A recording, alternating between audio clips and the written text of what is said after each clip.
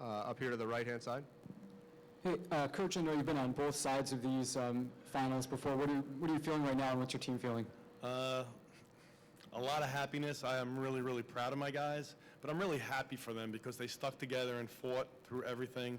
Great win against a team that played their butts off on their home court. It was a terrific game. I think everyone enjoyed it. Whether they liked the outcome or not, I don't know, but one more possession for them, the game could have ended the other way. So it was two great teams fighting it out, and we're really proud of our guys. But for them, it's life lessons, and that's even more important. If they work hard, good things can happen. Thank you. Over here.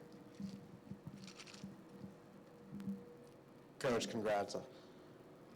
I know this just happened, but when you look back on this, do you think this one will stand apart because of the circumstances, because you had to come in and play in this ridiculously tough venue, because you had to go to overtime?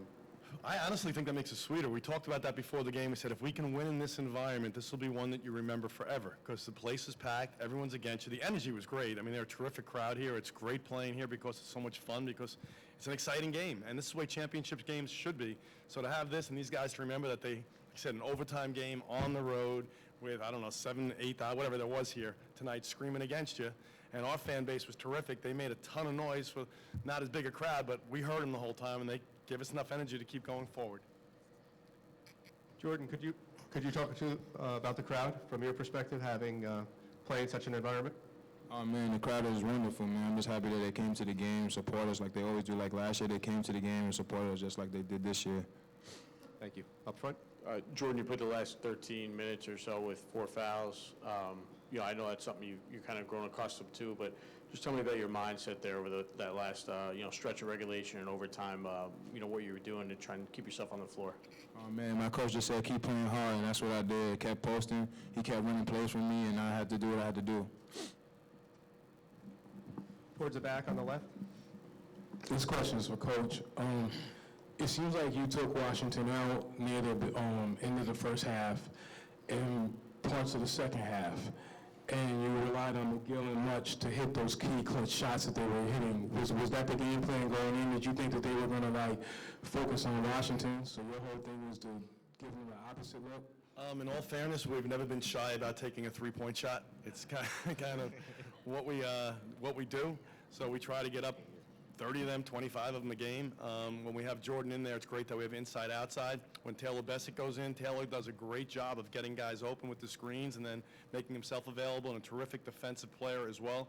So we kind of try to play a little bit differently. We play through Wash when he's in, and we play more through our guards when Taylor's in. Tim, I don't know if they thought EJ was going to be the guy to make the big shot, but what gives you the confidence that he was when he goes in there, that he's going to make that play? His confidence in himself. There's probably not a more confident kid on our team, and he's only a freshman, but that's just how he feels about himself. If you ask him, he'd be putting his name in for the lottery right now. So I was really happy to see that play, and he was under control the whole time. He didn't force something. He found a little gap, and he had the guts to go in and make a big play. I have 2 for Ricky. In the first half, when you went down and hurt your finger, what happened with that? And then on the last play of regulation, taking a deep three, was sort of the mindset there? When I went down, I dislocated my finger, both of them. So when I looked, I thought it was broke, but they snapped it back in. I came right back in because that's how tough I am. And then how about the last second shot? Oh, the last shot. I mean, I felt like it was a bad one. I should have drove to the rim like Coach told me to do. But I mean, I thought it was gonna go in, so I just tried it out. Came out with the dub, though. He's not shy either. Yeah. Tim, to follow up on EJ making what turned out to be the game-winning shot, for him to do that as a freshman, how much does that show you how far he's progressed, and also regarding Said going 34 minutes when there was concern on whether or not he'd be able to go that long? It was great by EJ to make that play. Again, he's made a couple of big plays for us late in games throughout the year. Didn't play him at all in the second half yesterday because of the other guys were playing well and his injury of his foot as well. And the fact that he came through was really big. They were keying on everybody else. As far as Said goes, Said gutted it out. I don't know if it was a regular season game, would he have played? But he just told me, no matter what, I'm playing and I can rest tomorrow. And he told me when it went to overtime, don't worry, Coach, we got this. And he reminded me of it after the game. So I'm glad he could see the future, because I sure couldn't. Up here on the left. It's What does it mean for you to do it with this group that at the beginning of the season there was just uncertainty? Everyone knew he was talented, but you were missing top guys from last year. You brought in transfers. Everybody kind of had to gel. To kind of do it in a year where you weren't maybe necessarily expected to do it, I guess now that you've done it, what does that feel like? Oh, it makes it sweet. You know, like, we had a lot of guys that were new and a lot of guys who were injured last year who couldn't play in the tournament. For them to be part of it and do so well, and for the new guys to step up, and players come up to me and thank you for taking me as a transfer, because I always wanted an opportunity to have a chance to play in the NCAA, and now I'm going. You know, and some of the guys who did transfer, you can look at their schools that they came from. I'm not going to point any of them out. And it's nice that, like, we're going, because most of those aren't. So here's some kids who maybe didn't have the opportunities they wanted in other places, and we've been able to find success with them, so I'm really proud of them. Dayshaw, we talked earlier today about, kind of second chance you got here this season after leaving the team for a few days. When you're making those plays down the stretch, or even after the game, kind of in the aftermath of your guys' win, do you think about that at all? And, kind of how satisfying is it that you kind of came back and were a big part of this? It is very satisfying. As far as me coming back, like I said in the interview earlier, it's just my teammates and my coaches. They talked to me and they really instilled in me how adversity, how you have to just get through it. And I came back. They built my confidence back, and as you can see, I'm playing. Like I would prefer to be playing. Jordan, after the game, you just seemed very emotional, tears of joy. Can you just give me an idea what you were thinking and feeling in that moment, what you're feeling now?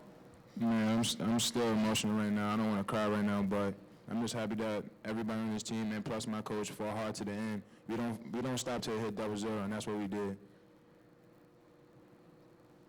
Towards the back?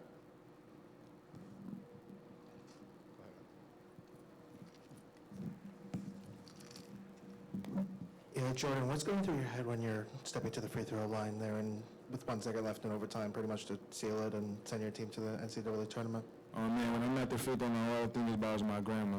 I'm doing this for my grandma, honestly speaking. When I'm at the free throw line, I say her name 3 times because I take 3 dribbles, and that's basically it. Tim, after the incredible game from Nico yesterday, you held him to 1 of 9 today. What was the game plan to shut him down? Honestly, it was not to let him get the looks he got yesterday, and we gave him the first look, was wide open, and he nails a 3, and kind of had a little conversation with my team about that, like how does that happen if you had any idea what he did last night and listened to the game plan. And after that, I thought we did a really good job of making him bounce the ball and not just be able to catch and shoot. Ricky, right here. You guys are obviously pumped about this game. When you cut that net down, all the hard work and dedication, what did it feel like? I mean, it felt like just like last year. I mean, this year I put in more work over the summertime to improve my game, and as of right now, I'm playing good. So I hope to improve my game some more, which I am, over the summertime, which in the off season. So we're going to try and come back and win it again. Jordan, the MVP of the game, hit those clutch free throws going to the NCAA tournament. Can you put it all in perspective? It felt good to go back to the NCAA tournament. We're going to try to go far this time, man. We ain't going to try to lose the first time, so that's basically it. One more if we have it. Coach, have you thought about where you expect to be seated?